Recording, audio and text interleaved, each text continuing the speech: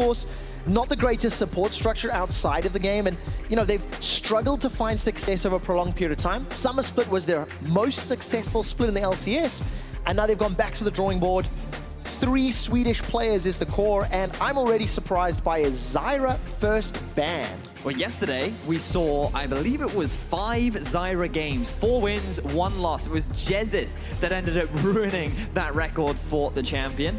But already taken off the board means that Misfits are saying we want to take away these aggressive, sort of ranged support champions, especially when you see the follow at the Malzahar.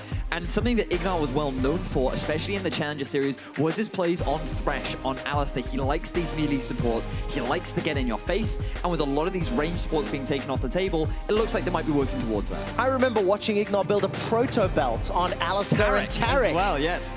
Towards the end of the Summer Split. You know, this is a team that went 15-1 in EUCS Summer, didn't really have competition, but when they faced ex-LCS teams, things got more difficult. Oh, it certainly did. And now let's see whether or not Hansama, Alfari, and Ignar, the 3 remaining players from that squad, can step it up. Katarina's off the table. Camille is the only one that's really screaming out to me right now. I feel like you have to ban her, but you're also now leaving up champions like the Karma, Ryze is available, Syndra is up there too, and this was something that we heard Deficio talking about on the analyst desk earlier on. The disadvantage you have being blue side is there are just a few champions you have to ban away, and if your Misfits, look at how much freedom you have. You can just ban away what you want. Giants are forced to ban away the broken champions, and that enables Misfits to get high priority picks. And they get it for their new mid laner, Power of Evil. Obviously transitioning from Origin last year now.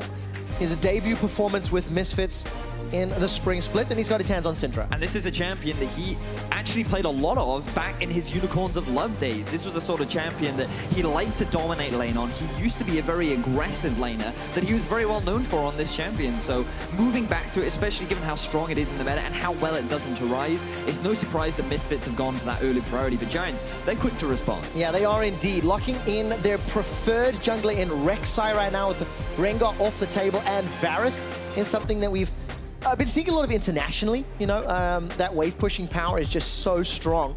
And Hikyu for his debut here on the LCS stage. The reply to the Rek'Sai, it is Kakao, it is on a carry jungler, it's Kha'Zix. Now I feel like if you're Misfits, given the number of supports that you've banned away, you might want to look to try and prioritize the support. But they've actually just said that, no, we want to pick up our AD carry early on, going for the Jhin into the Varus, a matchup that we have seen a couple of times over in LCK. Not too uncommon. Early push may very well struggle. It depends on how the supports come out from the side of Giants, and I feel like that they are a little bit limited when you look at the things that have been banned away on the board. Are you surprised by the fact that we didn't see that ADC? Because I could hear the little stutter in your voice. I was just surprised by the fact that they've decided to pick it up now, because I feel like when you banned away so many supports, it to me says that we...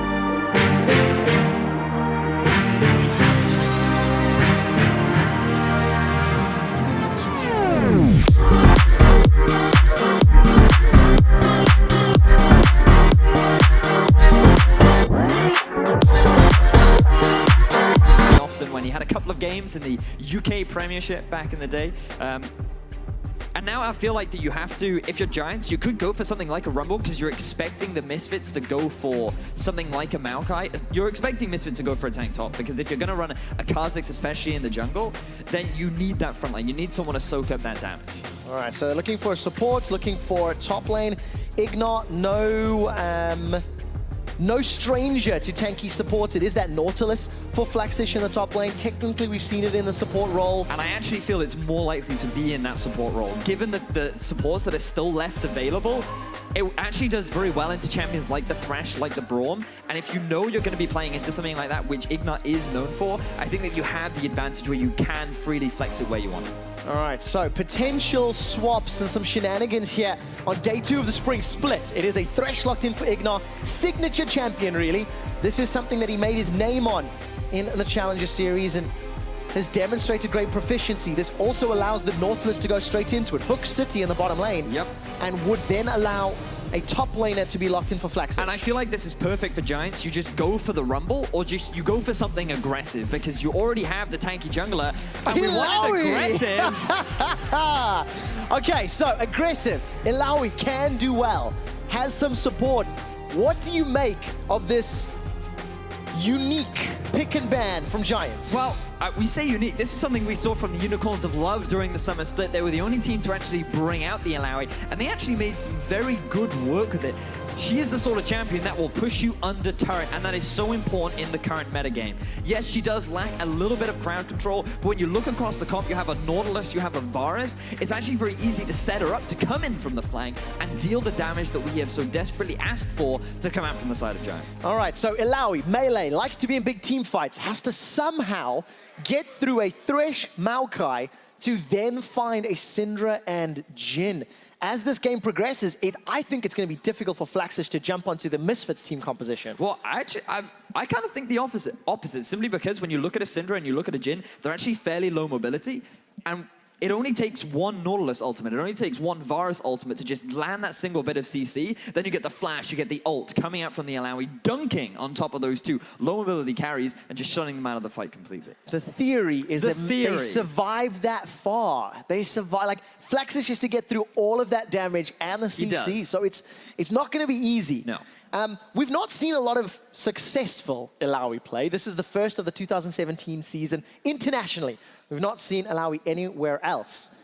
And now we see how Flaxish is going to handle it on his debut game in the European LCS. We're about to load up for Misfits, qualifying from the Challenger Series, taking on Giants, returning from the Summer Split. There's your hashtags, MSF win or GIA win. So quick chat, I'd really like to start this game by looking at the lanes. Because something that we talked a lot about, especially on the analyst disc yesterday, was the lane's ability to push. And we feel like that's very important because it allows the jungler to move into the enemy, gain vision, build up your advantages. And we saw yesterday from H2K, it was very slow, very progressive. They weren't being hyper-aggressive, but because they constantly had these pushing advantages all across the map, they slowly worked their way into their opponent's jungle. Now, when you look at the draft coming out from both Giants and Misfits, Giants definitely have the advantage in the top lane. Mid is fairly even. Early on, Power of Evil may have a slight advantage just because it's Syndra, especially around the level 6 mark. But in the bottom lane, I actually give the push advantage ever so slightly to Varus, thanks to the combination of his Q and his E, being able to very quickly clear those waves. But that's not guaranteed. It very much depends on who's the early aggressor. All right, early aggressor, and also if you add in the Nautilus wave clear from that Riptide, also going to give Giants the option to push. But if Giants lanes are pushing, that gives Kakao the option to gank. It does. All right? And we need to track how that's going to work out. Kakao and Ignat, they're starting off on the red side buff of their jungle, potentially setting Kakao up some plays elsewhere on the map. Now, you talked about Kakao and his possibilities for going for those early ganks. Back when he played in Korea, back during the 2014 season, he actually wasn't very well known for his ability to go for those early ganks. He wasn't known as a hyper early aggressor. He was known for being a very intelligent player that would track his enemy jungle and would provide his team with a lot of information. Be that sort of safety to say, okay, I think the jungler is here, and just follow them and come up with these creative paths. He's decided to start red, go instantly towards his wolves, and he may look to try and go for a bit of a cheeky, deep vision towards the top half of the map. Now, I like the time frame that you referenced, Vedius, because you're going back to the Golden Glory days. Kakao's one of the most seasoned players this split in the European LCS, played for many, many years. Take a quick glance at the Keystones, not seeing anything too surprising there. Deathfire for Ilaoi up in the top lane. Yeah, that's cool. A little bit different maybe, but not too surprising. And, you know, go back to Kakao. On that invade, not in the greatest of forms. You know, this is a guy who has won an OGN Champions title and then moved to China. The stun doesn't connect, and Kakao really not able to find that form of the glory days. Played around 58 games in the LSPL, which is the Chinese Challenger League. And since then has now moved over to Europe to join Misfits. Yeah. For those that may not know, he started on the KT Bullets, or the KT roster as they were back then, in 2013, and he was actually the jungler that moved Insect up into the top lane. Insect, the guy that had a move named after him. A legendary jungler. Kakao was the guy that came in and actually took his spot. That's how legendary this guy was, and moving into 2014, he was part of the team that upset SKTS and was able to win Champion Summer, taking that victory over Samsung Blue. This guy was considered one of, if not the best jungler of that time. He moved to China, and it just kind of went downhill. And the reason that we're going into such history mode is because it's very rare that you have a player of such caliber, you know, joining a team that just qualified from CS. Now his opposite number, Memento, replacing Maxwell from Summer. Test of Spirit comes down, Alfari gets tagged up. It looks like that little golem will get procced. Death Sentence down in the bottom lane. It's Ignor that lands, and Kakao's coming for support. Leaps forward for first blood. And that's the way you want your legendary jungler to start game one. We talked about his possibilities of going for these early ganks. In the past, this wasn't what he's known for, but he is changing that reputation right now. Getting that first blood down in the bottom lane, using Ignor on this playmaking support to set up that first blood, as we see more trading in the mid. Power of Evil manages to survive that by a good stun. Knight forced away. Dredgeline catches onto Hans Summer. That just tickles him and delays the back. Ignor with an early roam up to the mid lane. Help break off the pressure. And Fluxish, he's pushing, he's fighting. Gonna get jumped on by Alfari. Maokai figures he can win this trade with some minion assists. And this is the great thing about Alfari, because he would do this all the time in Challenger. He'd be on Maokai, and you'd think, like, he's just a tank. He's just going to trade with this wet noodle fight sort of thing, but he's always hyper-aggressive. We'll get back more to that later. Have a look at the setup. You've actually got no river wards from the side of Giants that see whatsoever is coming down the river. Oh, really good so positioning good. from Ignor, because he flashes in advance, lands the flay, gets into a position where he's in front of Hustlin, and that allows him to guarantee the hook down onto Hikyu. Really clean gank down in the bottom lane. Amazing. And this, by the way, is something that Ignor has done many, many times in the past. You know, Ignor from the Challenger Series was a playmaker, was very aggressive, was a big reason why that roster went 15-1. And now he's just double teamed with Kakao in a fantastic first blood play.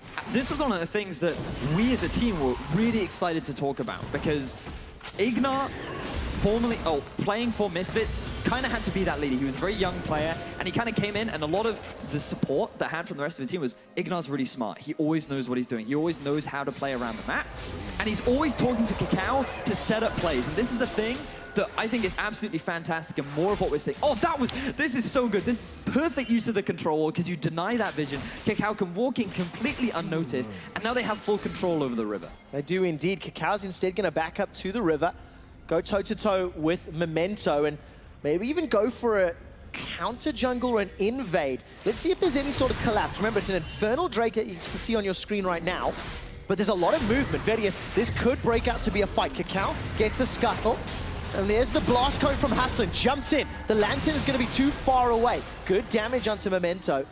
Misfits are able to back away unscathed. That was good heads-up play from Giants this time around, responding to the potential collapse and forcing Misfits out. The thing is, though, Kakao achieved what he wanted to. Look at the vision that you have around the bottom blue buff for Giants. You can see the top ward just near the blue. You can see just towards the entrance as well. So they managed to get the vision that they wanted, and they were able to get away unscathed. They were indeed. Will anyone get away unscathed now? Power of Evil's coming up with access to that unleashed power. Alfari's going to be in trouble, but it's Flaxish that goes down. Not enough damage. Where Alfari's Maokai and Misfits get their second kill of the game. Down in the bottom lane, Hans Summer gets caught by that dredge line, forced to take the Lantern to safety. manages to survive. So we need to backtrack all the way to this Kakao play down the bottom lane. Because Knight moved to try and get the collapse down onto Kakao, that enabled Power of Evil to get the push and make his way towards the top lane. Alphari has consistently been playing aggressive into this 1v1, so Flaxish didn't read the play as anything different. He ends up getting baited in, and Alphari gets the knock-up just as Power of Evil is landing the stun, which guarantees another kill for Misfits. So another flawless kill for the Misfits squad. Giants a little bit scrambling. We've spent a lot of time talking about the Misfits players, but what about the 3 Swedes that have now joined the Swedish Giants Mafia, as they're calling themselves? Hikyu and Hustlin in that bottom lane. Hikyu actually has some professional experience, but over in Turkey, in the TCL. So, you know, not new to a stage of this scale. They did actually finish second on his team, Supermassive, so he's definitely no stranger to the competitive scene. And he actually used to be a former teammate of Memento. They played on a low priority back in the Challenger qualifiers, and they were actually the only team to upset Misfits, and perhaps they're looking to do it once again here. So you mean that one game that we keep talking about, that the 15-1? That was actually, no, it was prior to the Challenger series, so during the Challenger qualifiers. Right. So Misfits wanted that perfect record. These 2 players ended up ruining it. All right, Memento and Hikyu, can they double team up to make this work again? Special delivery available tonight if he wants to use it. Taking a look through some of the itemization, the wards around that river has timed out, and this Ilaoi, I'm not seeing it work, Vedius. Every time we pan up to this top lane, Alphari is jumping onto Flaxish and seemingly winning every trade. So the one thing, one of the reasons as to why Alphari was so hyped is not only because he knows how to play super aggressively on these tanks, but he's actually an incredibly smart player. I had the opportunity to have a chat with him. I was actually talking to him about the strengths and weaknesses of Kled, but he just has such a great understanding of how to play the lane, knows where to take advantages of windows, and note that every time Flaxish is trying to throw out the Q, he's abusing cooldowns. He's taking advantage of the minion wave. And Alphari is just such a smart player for being such a young age. This is a large part of where all this hype is coming from. Yeah, and I think it's important to note that a lot of the people close to the professional scene and you know, other pro players, other teams, the expectation is for Alphari to be one of the, you know, hard carries on the side of Misfits. He was definitely the shining star throughout the summer split, and yeah, you can see him in action again. This time round, Flaxish is getting some good damage from that tentacle smash. And as Alphari's spirit is tested, down to around 30–40%, but still got some HP to work with. I don't think he's that threat to being dove or killed just yet, because there's no support. Everyone instead is going to the bottom lane. I think they may very well be looking to gain some control over the Infernal Drake, but Giants, they've actually done a great job, even though they've been pushed under in the mid and actually suffered a lot during the bottom lane. They've done a great job of just maintaining vision control around this Infernal, but I don't know if they can stop this dive. Death sentence onto Hustlin. Flay goes backwards. The box blocks off any sort of escape. Defensive flash from Ignar, and Power of Evil gets a great stun onto Hikyu. Hikyu flashes for his life. The second, third, and fourth shots of the curtain call ring true across the Giants' back line. Tower first blood, just about secured here by Misfits. Finally goes down. And Alphari teleported in to join the fight. Single assist to his name. No, that was from earlier, not even assist. So just that front line to help tank up the tower. But just another great setup coming out from Misfits. Even though there was all of this vision control from Giants around the bottom half of the map, Misfits realized that they had the push in the mid lane. They had the push in the bottom lane. The tower was already low, and their main priority was getting that objective. You can see that they know that they're walking through all this vision. They don't care. They can force this dive. They have the additional TP. I do think that it was a little bit late coming out from Alphari, but I think that was because he was forced back from the Ilaoi. Nevertheless, they're able to get the kill. They force them back. They get that first tower, and now they open up the map just a little bit more. All right, as we jump out of the replay, we're only 12 minutes into the game. Misfits are up 3 kills, up 2,000 gold, up a tower, up a dragon. They are really just styling this early game. And look at your minimap, guys. Ignar is roaming up to this top lane. Hunt Summer has already gone up to the top to apply pressure to that top outer tower. And this is, again, what we were talking about from what we saw in Ignar in the Challenger series. He likes to be a playmaker. He likes to move around the map. Having that bottom tower taken away just enables him and Kakao to now be this roaming death squad, where they can just move into the enemy jungle, take full vision control of it,